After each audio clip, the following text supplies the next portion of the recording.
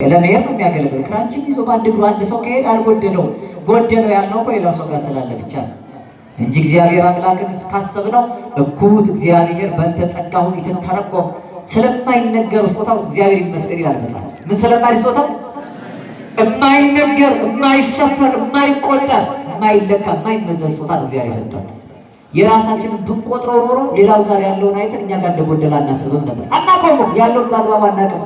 ጎደለን የምንለው ነገር ግን መብዛቱ ጠይቁ ብትባሉ እኔ ጋር እንትን የለም ነገር ያለን በአግባቡ እንኳን ተቆጣጥረን አናውቀውም። እንደው አሁን ያዛችሁትን ንብረት በአግባቡ ታውቁታላችሁ? ያላችሁ እናንተ ጋር ያላችሁ ንብረት እግዚአብሔር ሰጣችሁ ታውቁታላችሁ? ስንት አይን ስንት እጅ ስንት እግር እንዳለ ታውቃላችሁ አይደል? ይሄን መቼም አድረሱ ታውቁት የለ በደንብ መረጃው አላችሁ። ስንት ፀጉር ነው ያላችሁ? ብዛቱ ነገር ነው። ፀጉር ብዙ ነው ይቀርታል። ወረድ ብላችሁ ሽማሽቶቻችሁ ቀለባችሁ ስንት ነው ቁጥሩ? አናውቀው። የተሸከመው ንብረት እንኳን በአግባቡ አናውቀው። ትንሽ ገባ ገባ ያለበት ሰው ሙሉ ፀጉር ያለው ሰው አይተው እኔ ትንሽ ፀጉር እኮ ገባ ገባ አለ ያ ሌላው እኮ ቆጥሮ አይጨርሰው። እየሰማችሁ ነው?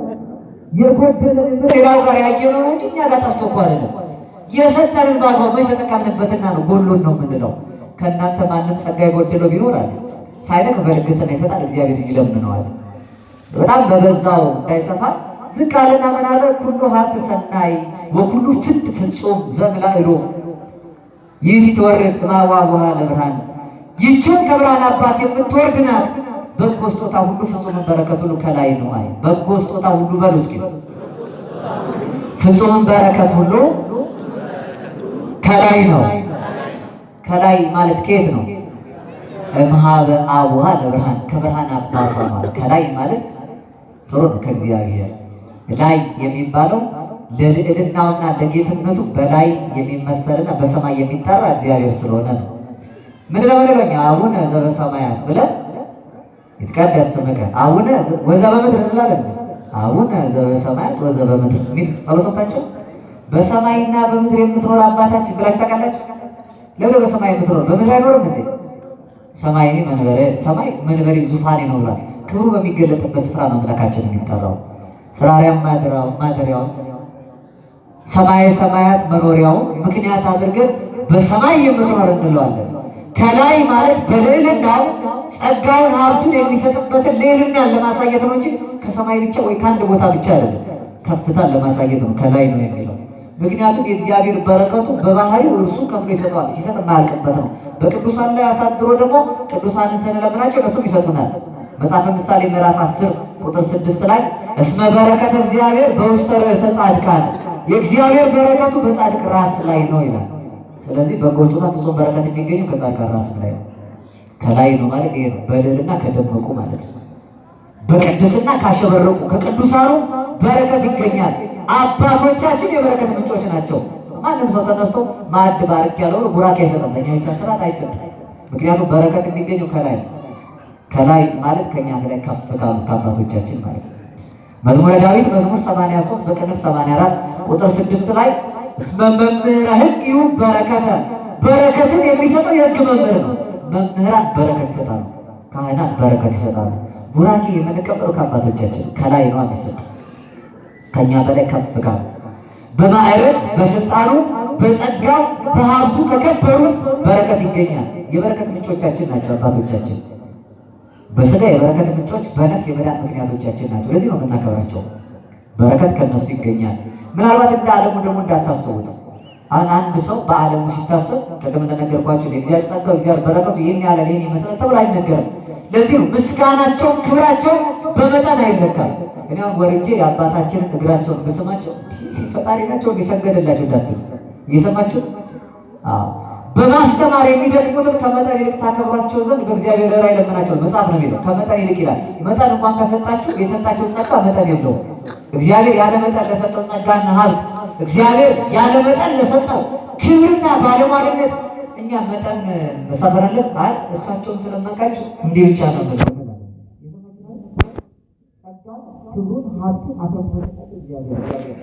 እኛ ስናከብራቸው አልመጥንም። መጥኖ ክብሩን ስላልሰጣቸው ማለት ነው። እጥፍ ድርብ ክብር ይገባቸዋል። ከመጠን ይልቅ አክብሯቸው ነው የሚለው መጽሐፍ። ከመጠን ይልቅ መጠን አለ እንኳን ካላችሁ ከመጠን በላይ ያከበራችሁ እሱ ነው። አክብሯቸው።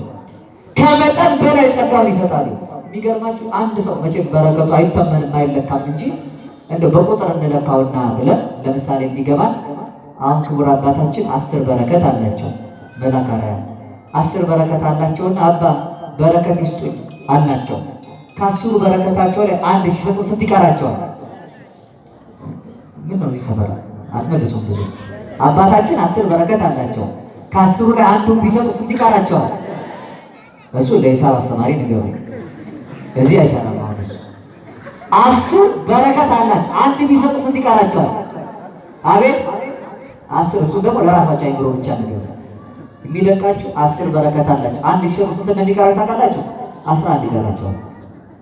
ሰምታችሁ ያለቁት 10 አላቸው። አንድ ሰጥተው እሳቸው ጋር ግን 11 ይቀራል። ይደቃል። ለዚህ ነው ቅዱስ ዳዊት እስመ መምህር ሕግ በረከት የሕግ መምህር በረከትን ይሰጥና አይጎልበትም። ወያውር ማይል ስታይል ደግሞ ሰጥቶ ከኃይል ወደ ኃይል ይሻገራል ይላል።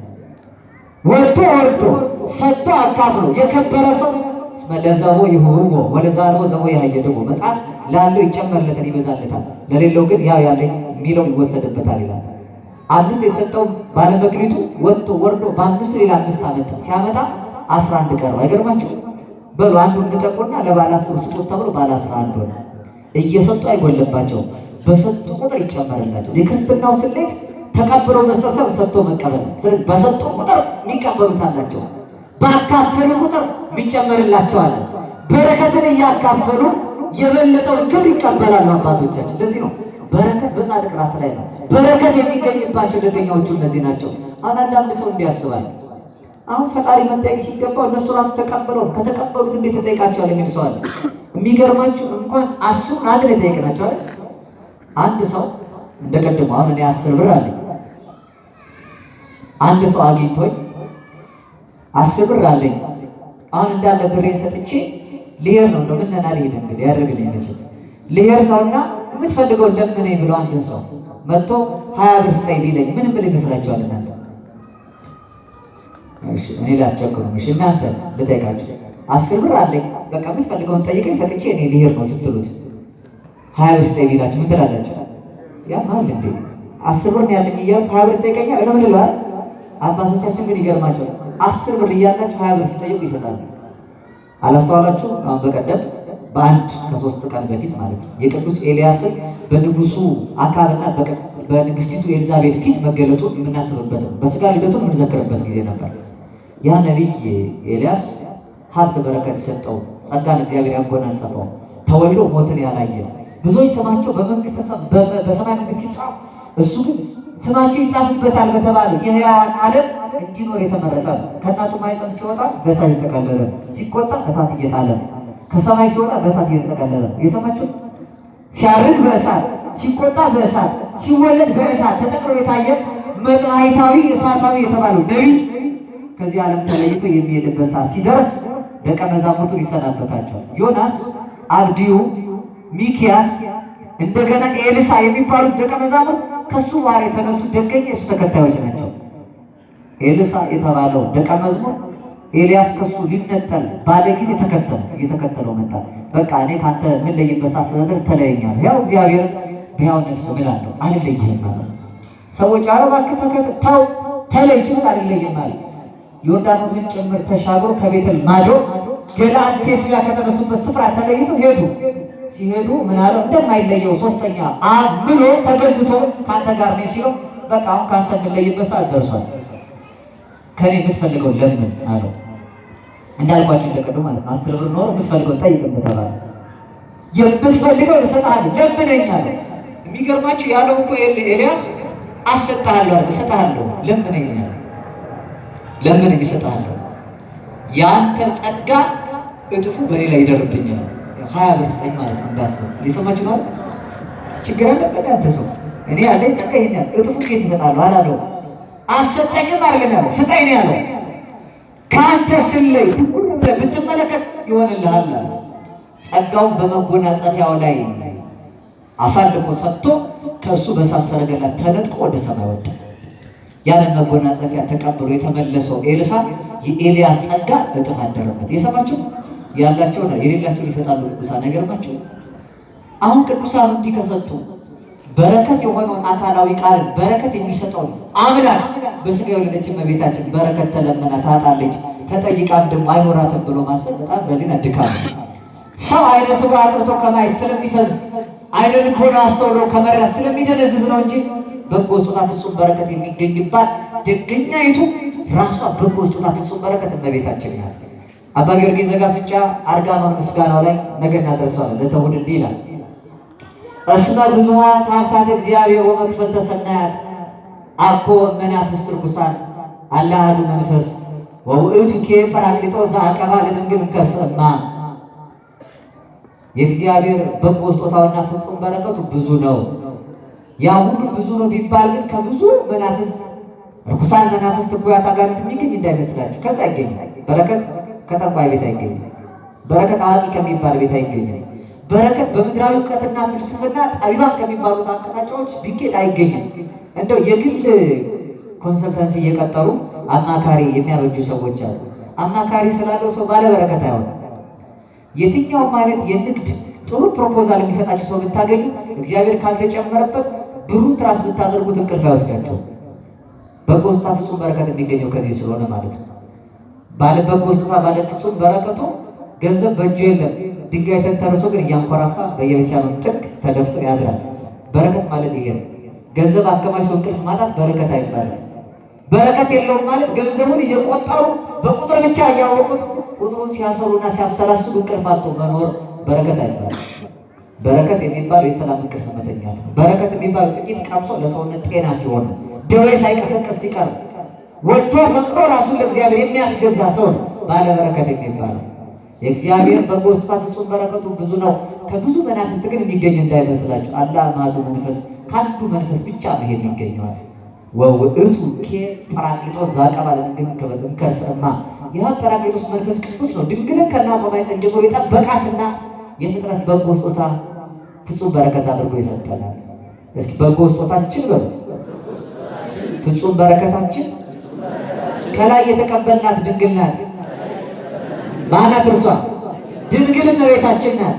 ብእሲተ ሰማይ ለባሲተ ፀሐይ ዮሐንስ በራእዩ የተመለከታት ፀሐይን የለበሰችውን ፀሐይ የበራበት አይደለም፣ ፀሐይን እሷ ለብሰዋለች። ኦ ጽባ እንታልኪ ሙሴ በዚህ ራስ ሰባት አባ ጊዮርጊስ ዘጋስጫ አንቺ መምሸት የሌለብሽ ምስራቅ እያለ የሚያመሰግናት ማለት ነው። ፀሐዩን የለበሰች ፀሐይ የተገኘባት ፍጥረቱ ላይ እያበራ የሚኖርባት እሷ ግን የለበሰችው ደገኛይቱ እናት እርሷ ናት።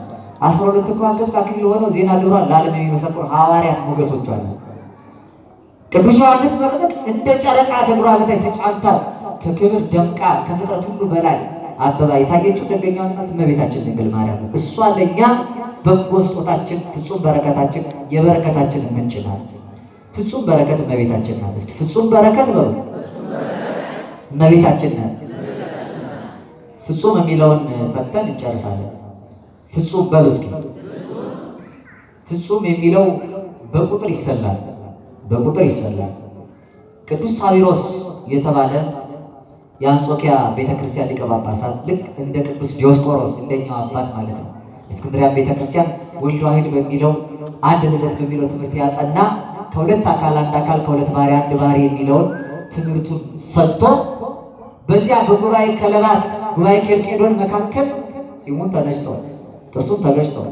ዛቲ የቲ ፍሬ ሃይማኖት ብሎ ዋጋ ከፍሎ ያለፈ ዲዮስቆሮስን በእምነት የመሰለ የአንጾኪያ ሊቀ ጳጳስ ቅዱስ ሳዊሮስ ነው። በረከቱ ይደርብን። እንዲህ ደገኛው አባት ምን ይላል? በሃይማኖት አበው በመጽሐፍ ስትመለከትና ስታነብ ስለ 7 ቁጥር የተጻፈ ብታገኝ ቁጥር መስሎ እንዳታልፈው። እስመ ዕልቆ ሳብዕ በኀበ ዕብራውያን ፍጹም ውእቱ 7 ቁጥር በዕብራውያን ዘንድ ፍጹም ነውና ስለ ፍጹም እንደተነገረ አስተውል ይላል። 7 ቁጥር ፍጹም ነው። እስኪ 7 ቁጥር በሉ፣ ፍጹም ነው። ፍጹም ስንት ቁጥር ነው? 7 ቁጥር። ምክንያቱም ራሱ ኦሪት ዘፍጥረት ምዕራፍ 2 ቁጥር 2 ላይ ወዐረፈ እግዚአብሔር በሳቢዕ ዕለት ኩሉ ግብሮ፣ እግዚአብሔር አምላክ በሰባተኛው ቀን ከስራው ሁሉ አረፈ ብሎ ሰባተኛይቷን ቀን አክብሯታል። ሰባተኛይቷን ቀን ታላቅ ቀን ብሎ የ7 ቁጥር ፍጽምናን ገልጦባታል። እስራኤላውያን በምድረ በዳ እየኖሩ 6 ቀን መና እየሰበሰቡ በ6ኛው ቀን የ2 ቀን ይሰበስቡና 7ኛውን ቀን እነሱ ያርፉባት ነበር። 7ኛውን ቀን ፍጹም ሆና እግዚአብሔር እንዳከበራት እነሱ ይከብሩባት ነበር። ከቀናት ሁሉ አክብሮ ለይቶ እንድናከብራትና እንድንከብርባት ፍጹም የክብር ቀን አድርጎ ሰንበትን የሰጠን አምላክ የተመሰገነ ይሁን። ሰንበትን ማክበር ለፍጽምና ያደርሳል። 7 ነው። 7ኛው ቀን የቁጥሩን ፍጹም